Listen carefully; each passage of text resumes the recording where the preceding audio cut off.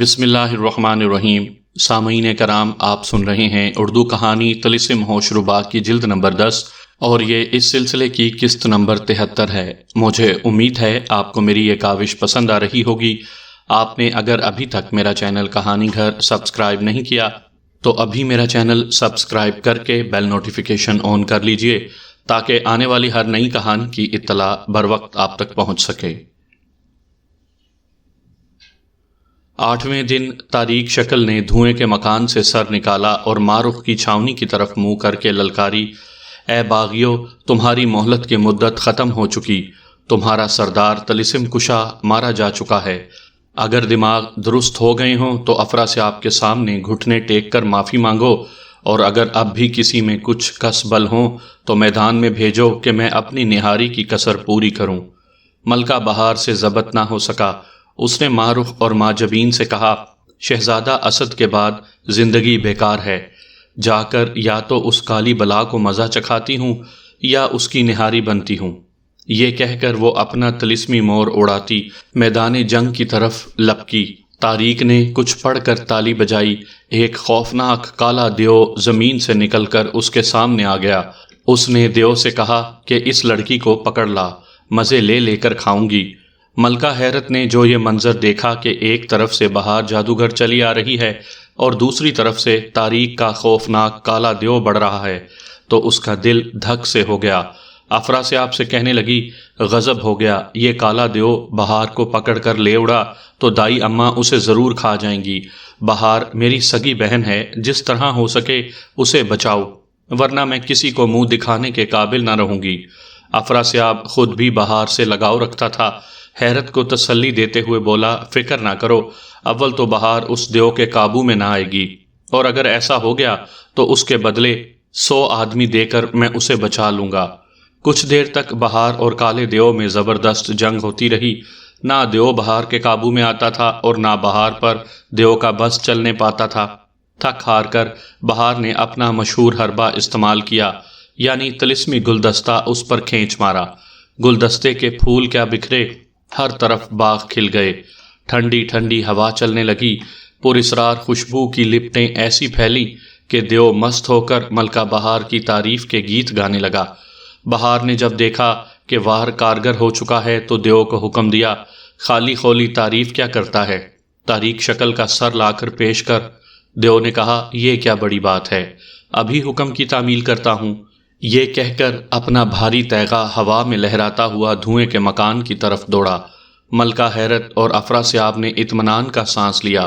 ماجبین اور مارخ نے آواز دے کر بہار کو واپس بلا لیا کہ تم نے مقابلے کا حق ادا کر دیا، اب وہاں ٹھہرنے کی ضرورت نہیں۔ بہار واپس چلی گئی۔ ادھر دیو نے جا کر تاریک کو للکارا، میں ملکہ بہار کا غلام ہوں، تیرا سر لے جا کر اسے پیش کر دوں گا۔ وہ سمجھتی تھی کہ دیو بہار کو پکڑ لایا ہے۔ یہ بات سنی تو حیرت سے اس کی طرف دیکھنے لگی۔ اس موقع سے فائدہ اٹھاتے ہوئے دیو نے دونوں ہاتھوں سے تیغ کا بھرپور وار اس کی گردن پر کیا۔ تاریک پھرتی سے پیچھے کو ہٹ گئی اور ایک لات دیو کے سینے پر ماری۔ دیو دور جا کر چاروں شانے چت گرا۔ تاریخ نے جلدی سے اٹھ کر اس کی دونوں ٹانگیں پکڑی اور چیر کر 2 ٹکڑے کر دیے۔ اس وقت اس کے غصے کا عجب عالم تھا۔ دیو کی بوٹیاں منہ سے نوچ نوچ کر تھوکتی ہوئی مکان کے دھوئیں سے باہر نکلی اور مارخ کے لشکر کی طرف بڑھتے ہوئے چلائی، بہار نے میرے دیو پر جادو چلا کر میری توہین کی ہے، جلدی سے اسے میرے سامنے بھیجو، دیر کی تو ابھی تم پر ٹوٹ پڑوں گی۔ بہار جوش میں آ کر اس بلا کے سامنے جانا چاہتی تھی، مگر مارخ اور ماجبین اسے روک لیتی تھیں۔ لشکر میں ہر ایک پر گھبراہٹ طاری تھی کہ کہیں تاریک ان پر نہ آن پڑے۔ امرو کی سمجھ میں نہ آ رہا تھا کہ لشکر کو حملے کا حکم دے یا بھاگ جانے کا۔ کچھ دیر تک یہی حالت رہی تو تاریک جھومتی گرجتی مارخ کے لشکر کی طرف بڑھنے لگی۔ عین اسی وقت سب کی نگاہیں آسمان پر اٹھ گئیں۔ جادوگروں کی ایک زبردست فوج اژدہوں پر سوار اڑی چلی آ رہی تھی۔ آگے آگے ایک اڑن تخت تھا جس پر ایک طرف بلور چہاردست اور بیچ میں شہنشاہ کوکب کا استاد برہمن روئی تن بیٹھا تھا۔ برہمن نے اپنی فوج کو مارخ کی چھاونی میں اترنے کا اشارہ دے کر اپنا تخت تاریک کی طرف بڑھایا اور للکارا، خبردار، اپنی جگہ سے آگے نہ بڑھنا، تیرا غرور ٹھکانے لگانے کے لیے میں آن پہنچا ہوں۔ اچھی بات ہے، طارق کہا لگاتے ہوئے بولی، تو بھی اپنی حسرت نکال لے۔ اس کے بعد طارق اور براہمن کے درمیان جادوئی ہتھیاروں کی خوفناک لڑائی شروع ہو گئی۔ دونوں لشکروں کے لوگ دانتوں میں انگلیاں دے کر خاموشی سے یہ لڑائی دیکھنے لگے۔ کافی دیر تک دونوں برابر کی جوڑ معلوم دیتے رہے، مگر پھر رفتہ رفتہ براہمن کمزور پڑتا گیا۔ طارق اس کو جادوئی ہنٹر کے پے در پے وار کرتی ہوئی پیچھے دھکیلنے لگی۔ براہمن منتر پڑھ پڑھ کر اس پر آگ اور پتھر برسا رہا تھا، مگر کوئی چیز طارق پر کارگر نہ ہوتی تھی۔ اچانک براہمن نے جھولی میں ہاتھ ڈال کر کوئی چیز نکالی۔ وہ چیز دیکھتے ہی دیکھتے کالے رنگ کی چمچماتی ہوئی پتلی سی تلوار بن گئی۔ عین اسی وقت ابر کا ایک چھوٹا سا ٹکڑا طارق اور براہمن کے اوپر آ کر ٹھہر گیا۔ ایسے ہی کئی ٹکڑے فاصلے فاصلے پر آسمان پر اور بھی چھائے ہوئے تھے۔ کسی کو کوئی شک نہ گزرا۔ براہمن نے سنبھل کر جادوئی تلوار سے تڑا پڑ طارق پر وار کرنے شروع کر دیے۔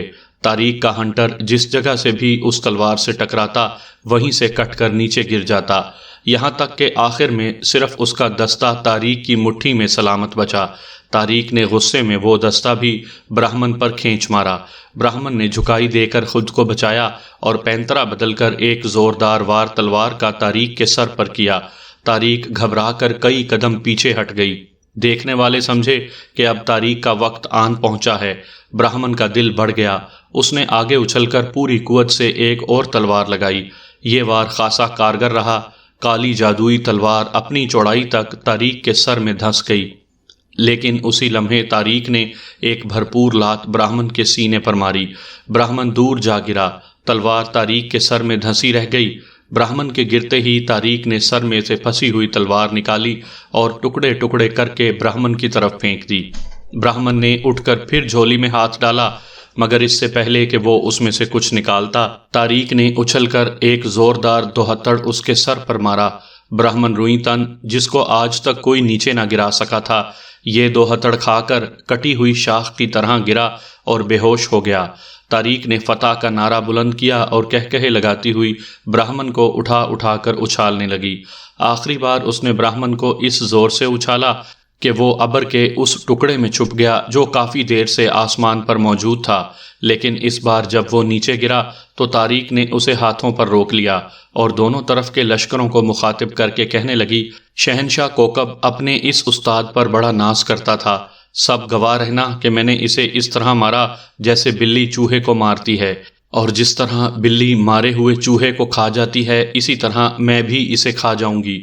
افراسیاب اور ملکہ حیرت تخت اڑا کر اس کی طرف چلے۔ انہیں کچھ شک سا ہو گیا تھا۔ وہ طارق کو روکنا چاہتے تھے، لیکن ان کے قریب پہنچنے سے پہلے ہی طارق نے بے صبری کے ساتھ براہمن کے سر پر منہ مارا۔ مقابلہ کرنے والے دشمن کو وہ سر کی طرف سے ہی کھایا کرتی تھی۔ براہمن کے سر کو دانتوں میں دبا کر جو اس نے زور کیا تو سر تو نہ ٹوٹا، پر طارق کے 2 دانت ٹوٹ گئے۔ تکلیف سے بوکھلا کر اس نے براہمن کو جھٹکا دے کر نیچے پھینکا تو دیکھنے والے حیران رہ گئے۔ براہمن کا جسم کئی ٹکڑوں میں ہو کر بکھر گیا۔ اب جا کر طارق کو پتا چلا کہ جو سر اس نے چبایا وہ پتھر کا تھا اور براہمن کے بکھرنے والے اعضاء گتے کے تھے۔ اس کا مطلب یہ تھا کہ اصل براہمن کے بجائے اس کا پتلا طارق کے ہاتھ میں آیا تھا۔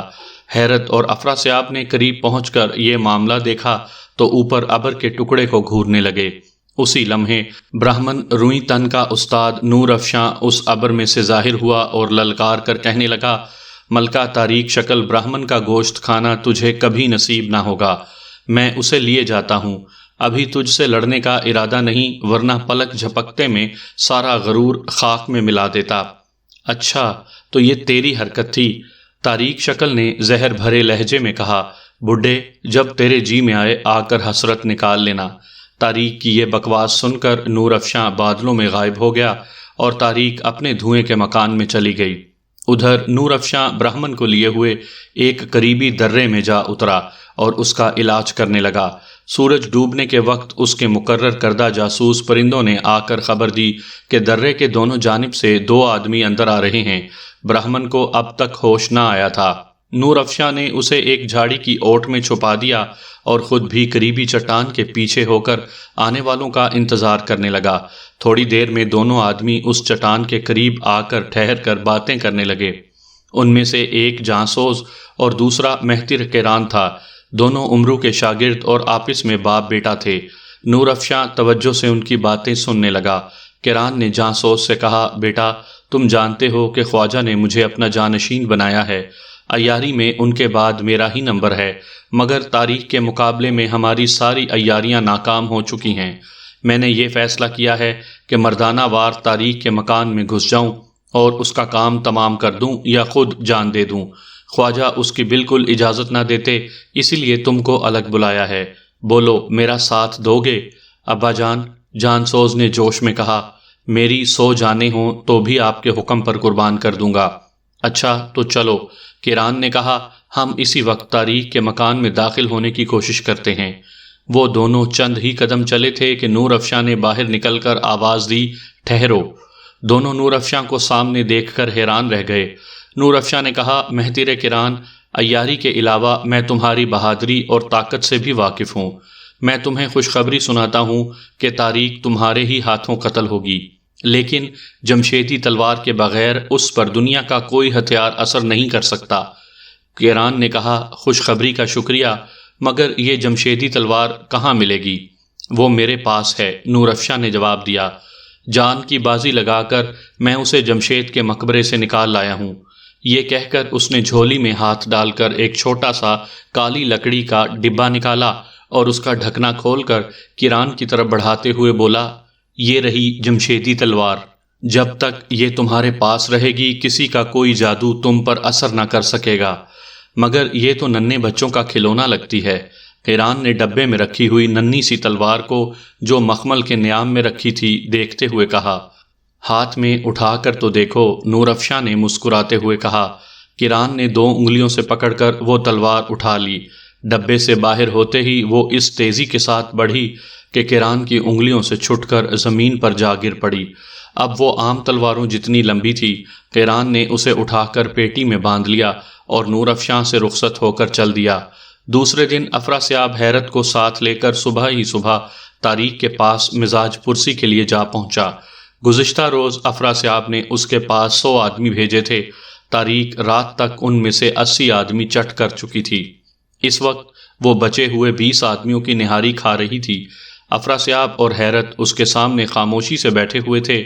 اتنے میں افراسیاب کے ایک دربان نے آ کر کہا، حضور کی بھانجی شہزادی ارمان جادوگر بما اپنے ایک محافظ کے تشریف لائی ہیں اور اندر آنے کی اجازت چاہتی ہیں۔ افراسیاب نے یہ سن کر تاریخ سے کہا، دائی اماں، وہ شاید آپ کی زیارت کے لیے آئی ہے، اجازت دیجیے تو میں اسے اندر بلا لوں۔ تاریخ کھانے پینے میں جٹی ہوئی تھی، مگر محافظ کا ذکر سن کر چونک پڑی۔ بولی، یہ تیری بھانجی محافظ کیوں ساتھ لائی ہے؟ ماں باپ نے ساتھ کر دیا ہوگا، فکر کی کوئی بات نہیں۔ افراسیاب نے جواب دیا، اچھا بلوا لو۔ تاریخ نے اجازت دے دی۔ تھوڑی ہی دیر میں ایک نوجوان خوبصورت لڑکی اعلیٰ قسم کا لباس پہنے اندر آئی۔ ایک جنگجو سپاہی تلوار اور ڈھال لگائے سائے کی طرح اس کے ساتھ تھا۔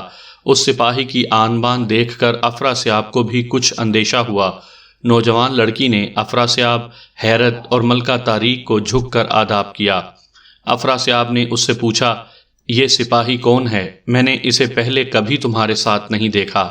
قبل اس کے کہ وہ کچھ جواب دے، تاریخ زمین پر 2 ہتھڑ مار کر چلائی، پکڑ لو، یہ لڑکی ارمان جادوگر نہیں، جانسوز عیار ہے، اور یہ سپاہی اس کا باپ مہتر کیران ہے۔ راز فاش ہوتے ہی کیران نے جمشیدی تلوار کھینچ لی۔ او ڈائن، آج تو میرے ہاتھ سے زندہ بچ کر نہیں جا سکتی، یہ وہ للکارا اور تاریخ کی طرف بڑھنے لگا۔ افراسیاب نے جادو کیا کہ کیران کا بدن سن ہو جائے، مگر اس پر کچھ اثر نہ ہوا۔ کئی منتر اور اس نے اور پڑھ کر پھونکے، مگر کیران آگے بڑھتا ہی رہا۔ تاریخ بھی اسے اور اس کی تلوار کو گھور رہی تھی۔ اچانک وہ چیخی، افراسیاب ہوشیار، اس کے ہاتھ میں جمشیدی تلوار ہے۔ اتنے میں کیران نے اچھل کر تاریخ کے سر پر وار کیا۔ تاریخ نے کتنی ہی جادوئی ڈھالیں سر پر لی اور کیران کی کلائی پر ہاتھ مارا، جس سے تلوار اوپر ہو گئی، مگر اتنے عرصے میں وہ ساری جادوئی ڈھالیں کاٹ کر تاریخ کے سر پر زخم لگا چکی تھی۔ دوسرا وار کرنے کے لیے کیران پیچھے کو جست لگا گیا۔ اسی لمحے افراسیاب تلوار کھینچ کر اس کے سامنے آ گیا۔ تھوڑی ہی دیر میں تلوار نے افراسیاب کے سر کو بھی زخمی کر دیا۔ ملکہ حیرت نے محافظوں کو پکارا، وہ اندر آ کر کیران سے لڑنے لگے۔ طاریق، افراسیاب اور حیرت تیزی سے اپنے لشکر کو چلے۔ ان کے اور کیران کے درمیان سینکڑوں افراد حائل ہو چکے تھے، لیکن جمشیدی تلوار کی مدد سے ان سب کا صفایا کرتے ہوئے وہ اور آگے پہنچ گیا۔ طاریق بھاگتی ہوئی چلائی، افراسیاب، تیغ جمشیدی سے دور رہو اور سپاہیوں کو حکم کر کہ وہ کیران کو گھیرے میں لے کر ہم سے دور رکھیں۔ دیکھتے ہی دیکھتے ہزاروں جنگجو سپاہیوں نے کیران کو آ کر چاروں طرف سے گھیر لیا۔ ملکہ مارخ میدان میں کھڑی یہ سارا تماشا دیکھ رہی تھی۔ اس کی سمجھ میں نہ آ رہا تھا کہ یہ کیا ہڑبونگ ہے اور کون کس سے لڑ رہا ہے۔ خواجہ عمرو بھی حیران تھے۔ اتنے میں جانسوز بھاگا ہوا آیا اور سارا حال بیان کر دیا۔ اس نے مارخ سے کہا، ہمیں فی الفور کیران کی مدد کرنی چاہیے۔ سارے لشکر کو حکم دو کہ افراسیاب کی فوج پر ٹوٹ پڑے۔ ادھر افراسیاب اور طاریق محفوظ مقام پر کھڑے ہوئے ادھر ادھر نگاہیں دوڑا رہے تھے۔ مارخ کی فوج کو آگے بڑھتا دیکھ کر انہوں نے بھی اپنی فوج کے ایک حصے کو حملہ کرنے کا حکم دیا۔ دیکھتے ہی دیکھتے دونوں لشکر بپھری ہوئی موجوں کی طرح ایک دوسرے سے ٹکرا گئے۔ کیران کو موقع مل گیا، وہ سامنے آنے والوں کو مارتا کاٹتا طاریق تک جا پہنچا۔ وہ کچھ دیر کیران سے لڑتی رہی اور پھر تنگ آ کر اوپر بادلوں میں اڑ گئی۔ نیچے افراسیاب کے سپاہیوں نے پھر کیران کو چاروں طرف سے گھیر لیا۔ براہمن روئی تن اس وقت تک تندرست ہو چکا تھا۔ نور افشاں اور وہ دونوں بادلوں میں چھپے نیچے ہونے والی لڑائی دیکھ رہے تھے۔ جیسے ہی طاریق بادلوں میں پہنچی، ایک طرف سے نور افشاں اور دوسری طرف سے براہمن اس پر ٹوٹ پڑے۔ پہلے تو طاریق کچھ گھبرائی، مگر پھر خاص جادوئی ہنٹر نکال کر دونوں سے لڑنے لگی۔ اتنے میں شہنشاہ کوکب بھی زبردست فوج کے ساتھ وہاں آن پہنچا۔ ملکہ برراں، ملکہ اختر، ملکہ مجلس جادوگر اور نامور سردار اس کے ساتھ تھے۔ نور افشاں اور براہمن کو طاریق سے لڑتا دیکھ کر اس نے شہزادیوں اور اپنی فوج کو نیچے جا کر افراسیاب سے جنگ کرنے کا حکم دیا اور خود ان کی مدد کو جا پہنچا۔ طاریق نے اسے دیکھ کر ہنستے ہوئے کہا، اچھا ہوا کہ تو بھی آ گیا، آج تم تینوں کا قصہ پاک کر دوں گی۔ کوکب نے ایک ناریل طاریق کی طرف پھینکا۔ طاریق نے کچھ پڑھ کر پھونکا، وہ ناریل اس کے قریب پہنچ کر پلٹا اور کوکب کے سر کے گرد چکر کھانے لگا۔ کوکب کا دماغ چکرانے لگا۔ نور افشاں نے یہ دیکھ کر اس کے توڑ کا منتر پڑھا۔ ناریل راکھ بن کر نیچے جا گرا۔ کوکب کے ہوش ٹھکانے آ گئے۔ اسی کے ساتھ ہی نور افشاں نے چیخ کر اس سے کہا، تم نیچے جا کر افراسیاب سے لڑو، ہم طاریق سے نمٹ لیں گے۔ نور افشاں کی اس ہدایت پر کوکب نیچے جا کر افراسیاب کی فوج پر آگ برسانے لگا۔ ادھر طاریق نے غصے میں آ کر نور افشاں پر اپنے جادوئی ہنٹر کی برسات شروع کر دی۔ براہمن طاریق پر جادوئی کمندیں پھینکنے لگا۔ طاریق اس کی طرف پلٹی۔ نور افشاں نے سنبھل کر سامری کا طلسمی جال طاریق پر مارا۔ براہمن کی کمند کے حلقے وہ بڑی آسانی سے توڑ دیتی تھی، مگر یہ جال کچھ اس طرح اس پر پڑا کہ وہ اپنے آپ کو بچا نہ سکی، الجھ کر نیچے گرنے لگی۔ نور افشاں نے خوش ہو کر کیران کو پکار کر کہا، ہاں لینا، طاریق نیچے گر رہی ہے۔ طاریق کیران سے کافی فاصلے پر گری۔ بیچ میں دشمن کے سینکڑوں سپاہی حائل تھے، پھر بھی وہ جوش میں آ کر تیزی سے طاریق کی طرف بڑھنے لگا۔ طاریق پھڑ پھڑاتی ہوئی جال کو توڑنے کی کوشش کر رہی تھی۔ آخر کار وہ اس میں کامیاب ہو گئی۔ کیران کے پہنچتے پہنچتے وہ آزاد ہو چکی تھی۔ جیسے ہی کیران تلوار بلند کر کے اس کی طرف جھپٹا، طاریق نے دونوں ہاتھوں میں مٹی بھر کر اس کی آنکھوں میں جھونک دی۔ کیران نے فوراً آنکھیں بند کر لی۔ مٹی تو اس کی آنکھوں میں نہ گئی، البتہ موقع پا کر طاریق اڑ کر بادلوں میں چلی گئی۔ 3 دن 3 رات مسلسل جنگ ہوتی رہی۔ مہتر کیران طاریق کی تلاش میں افراسیاب کی فوجوں کی صفیں الٹتا پھر رہا تھا۔ نیچے وہ اس کے خون کا پیاسا ہو رہا تھا اور اوپر بادلوں میں براہمن اور نور افشاں اسے چین نہ لینے دیتے تھے۔ نور افشاں کے پاس سامری کے 8 طلسمی جال تھے۔ جب وہ طاریق پر ایک جال مارتا تو طاریق اس میں الجھ کر نیچے زمین پر جا گرتی۔ اسی وقت مہتر کیران جمشیدی تلوار لہراتا اس کی طرف دوڑ پڑتا۔ طاریق بڑی مصیبت سے وہ جال توڑ پاتی۔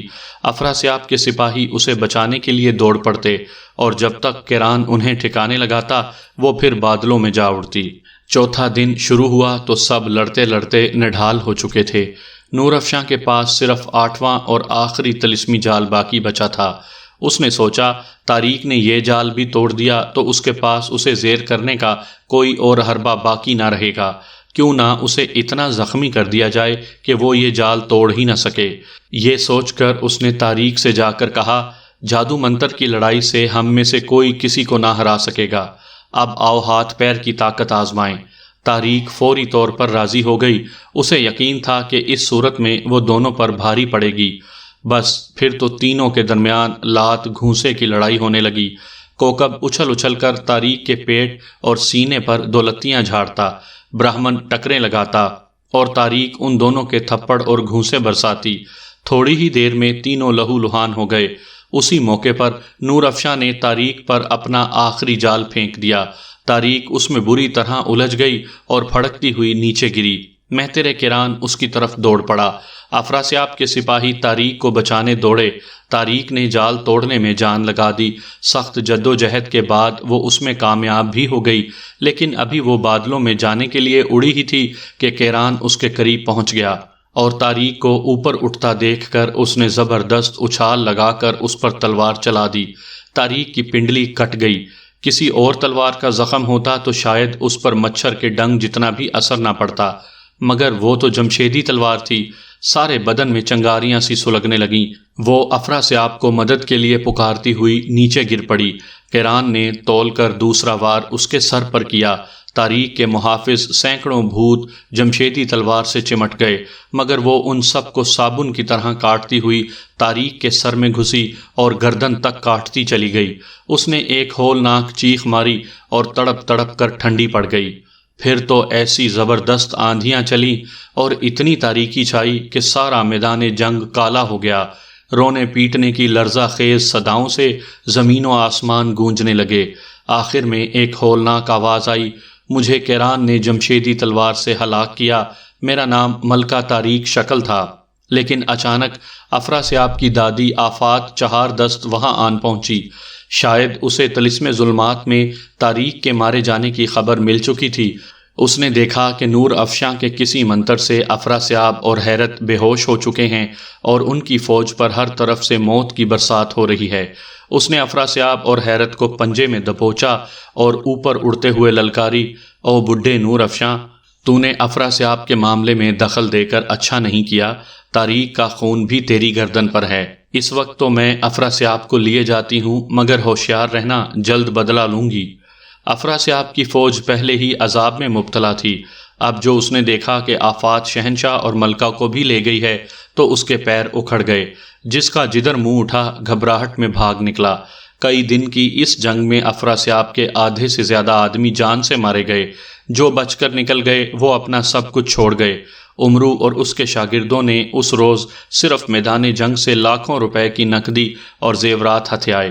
مارخ کی فوج کو حیرت کی چھاؤنی کا بے شمار مال و اسباب حاصل ہوا۔